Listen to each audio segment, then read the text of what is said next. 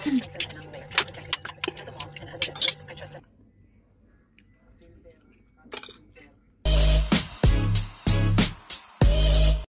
ayun na nga, umiral na naman ang katakawan, nag-crave na naman ang inyong lalabs, kaya napaluto na naman ng sisig. Pero po, atay at balon-balunan ng manok ang aking ginamit. Dahil po wala kaming stock na babsi, kaya po yan po ang aking ginamit na gagawing sisig, ang balon-balunan at atay ng manok. So pinakuloan ko lang po yan after po na malambot, hiniwa ko lang siya ng maliliit. At yung atay naman po ay medyo pinirito ko siya ng konti para matanggal yung lansa at medyo maging crunchy. So after ko nga po maprito yung atay, hiniwa ko din po siya ng maliliit. After ko nga po palang magayak ng mga ingredients, uumpisahan ko na pong maggisa. Yung aking sisig po ay aking igigisa para po malasa siya. Kahit hindi ko po siya iluto sa sizzling plate, ay masarap po siyang ipang ulam. Ginisa ko lang po siya sa bawang at sibuyas. Gumamit nga po pala ako ng puting sibuyas dyan dahil ang puting sibuyas po ay mas masarap at medyo matamis pag ginagamit sa sisig. At nilagay ko na nga po yung hiniwa kong balon-balunan at atay ng manok. So pinagsama-sama ko lang po lahat ng mga ingredients na hiniwa ko, ang bell pepper, siling maanghang, at meron pa pong natin ang puting sibuyas. So pinagsama-sama ko lang po siya dyan para magisa. At para po sumarap yung lasa ng ating sisig. Naglalagay na po ako ng pampalasa. Syempre hindi mawawala ang ating magic sarap.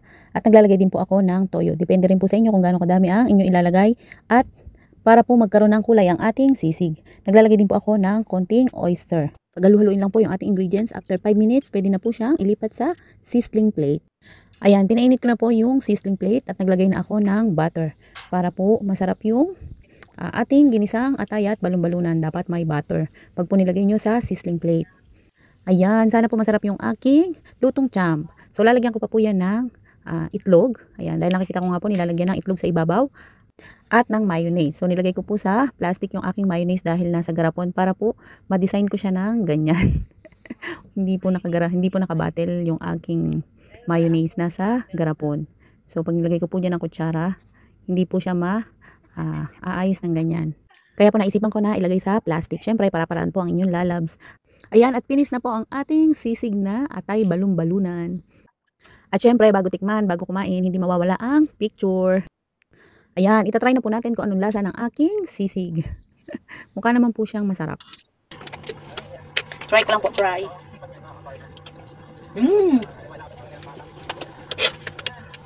Mas masarap yung yung lemon. Kalimutan ko namin ba yung lemon. Nandiyan mo lang lemon. Suka. Suka.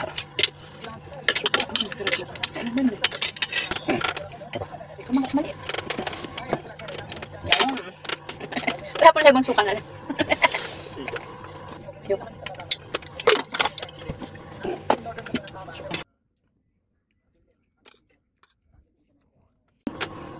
Ay, tamis.